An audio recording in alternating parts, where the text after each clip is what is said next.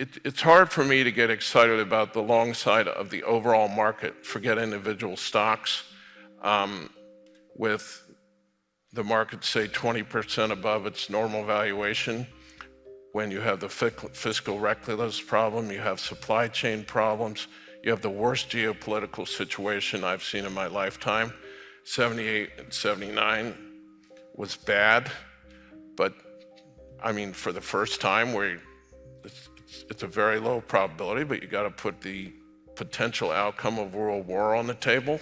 The billionaire investor and former hedge fund manager Stanley Druckenmiller has been warning about the economy and what is likely to be happening over the next few years. Stanley has been saying that stock investing will be tough in the next 10 years due to what he believes is a turbulent decade that is going to be synonymous with what we saw back in the 80s. He also talked about the government deficit issue and highlighted the exaggerated spending which he referred to as a drunken sailor's spending, and said that it needs to stop, even though he does not believe that this spending spree will slow down anytime soon, given the current geopolitical situation and the conflicts that are happening in the world today. Moreover, the rising interest rates are also adding significant pressure to the growing government debt, which is now at a record high. But what does Stanley Druckenmiller's outlook for the economy look like? And what investments is he expecting to perform well during the current economic environment? But before we continue with answering these questions, make sure to subscribe to the channel if you haven't already. Now, Stanley highlighted the fact that the US economy has accumulated a $9 trillion deficit only in 3 years between 2020 to 2023. He also mentioned that 60% of that deficit has been financed by the Federal Reserve. Another country that also did the same thing was Argentina, and they now have one of the biggest inflation problems in the world. The only difference between the US and Argentina is that the US has the dollar, which has the world reserve currency status, which in turn is reducing the inflation effect on the economy because of the global demand for the US dollar. However, despite all of that demand, the inflation problem in the US currently is still putting a lot of pressure on US households when it comes to affording their basic needs. We have credit card debt now at an all-time high level of more than $1 trillion, which is a level that has never been reached before. This comes down to an average of more than $6,000 of credit card debt per consumer. Interestingly, from 2020 to 2023, the total deficits went up over $9 trillion. The Fed, by the way, financed 60% of them. By the way, Argentina, from 2020 to 2023, their central bank financed 60% their deficit, just a kind of a fun fact. They got 122% inflation. During that period, the good news is US households refinanced and termed out a lot of their debt. Amazingly, mortgage duration doubled during that period. So when rates were practically zero, every Tom, Dick, and Harry and Mary in the United States refinanced their mortgage. They extended, corporations extended. Unfortunately, we had one entity that did not, and that was the US Treasury. Stanley also made a few comments on bonds and bond yields and how they are not where they are supposed to be today with the current interest rates. According to him, many investors are now living in the past, where they think that what happened in recent years during the QE or quantitative easing years will continue to happen. This is something that psychologists call recency bias, where a person or an investor gives greater importance to the most recent event. We can also see that being represented in what happened recently on Black Friday, where consumer spending was at an all-time high level, even though the credit card debt is also at an all-time high. During the sales on Black Friday and Cyber Monday, consumers chose to use Buy Now, Pay Later to pay for their items instead of using their credit cards. So the average consumer apparently is also still living in the QE period, where they are still used to a lot of spending, instead of slowing things down during the current economic environment. I started Duquesne Capital in February of '81. That's right when Volcker had brought down the hammer, and inflation basically went down dramatically for the next 7 years. It took the bond market 3 or 4 years to believe it, because everyone was living in the past decade. They were living in the 70s.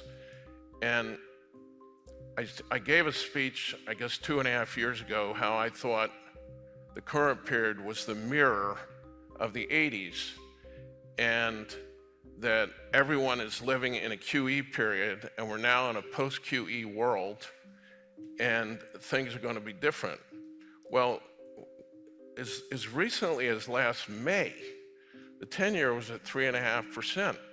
And it just doesn't make any sense. And if you look at where bonds are now and where they've been historically, a normal 10-year, if inflation is 2, looking at history, Xing out the QE period, would be like 4.5% to 5%. If it's above 2%, more like 6 or 7.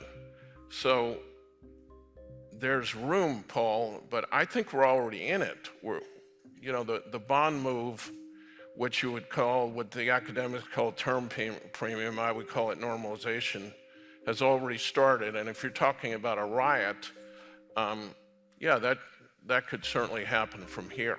Now, when it comes to the investment side of things and how to go about it, Stanley believes that the stock market will be at the same level or performing worse moving forward. He is also expecting that something in the economy could break in 2024 or 2025. However, he also thinks that specific companies will do very well and that AI will bring a lot of opportunities in the next few years. But the overall situation and the valuation of companies in the market is not where it is supposed to be. This is because companies are now trading at a higher price-to-earnings ratio compared to what it used to be before during the non-quantitative easing periods, as we can see in this chart. The only time when such companies' valuations were almost as high as now was during the dot-com bubble in the late 1990s. We have this belief in this country that stocks always go up over the longer term.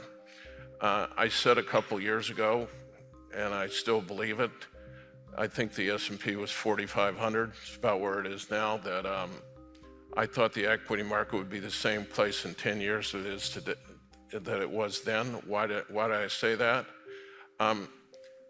Because again, we had a bubble, we had a QE period for 10 years, and we need to make an adjustment fundamentally and price-wise. And if you look at the market in the non-QE world, pre-world, 15 times earnings was about right.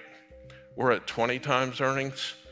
I don't know what we're doing at 20 times earnings. And that's earnings that are supposed to go up next year. No, that's sort of our estimate of where they are, where they're going to be this year, but I don't think they're going to go up next year. I think flat at best. Also, when it comes to Bitcoin, Stanley says that he did not expect it to be where it is today, and that he should own some, but he doesn't. I was surprised that Bitcoin got going, but it's clear that the young people look at it as a store of value because it's a lot easier to do stuff with. And 17 years, to me, it's a brand. I like gold because it's a 5,000-year-old brand, but the young people have all the money, or certainly the ones on the West Coast do. So I like them both. Okay. I don't own any Bitcoin, to be frank, but I should. I do own gold. So obviously, Stanley's general outlook on the market is not so optimistic. This is due to what is happening on the macro level when it comes to several factors, including the supply chain issues and the overall geopolitical situation in the world. But as a matter of fact, there are always opportunities in the markets, regardless of the overall macro situation in the world, since money does not simply disappear, but rather moves from one place to another. And that's what we do as investors, as we try to analyze and figure out where the money is moving, and try to be there at the right time before everyone else. So that was it for this video. If you enjoyed this one, make sure to leave a thumbs up and subscribe to the channel. And with that being said, see you in the next one.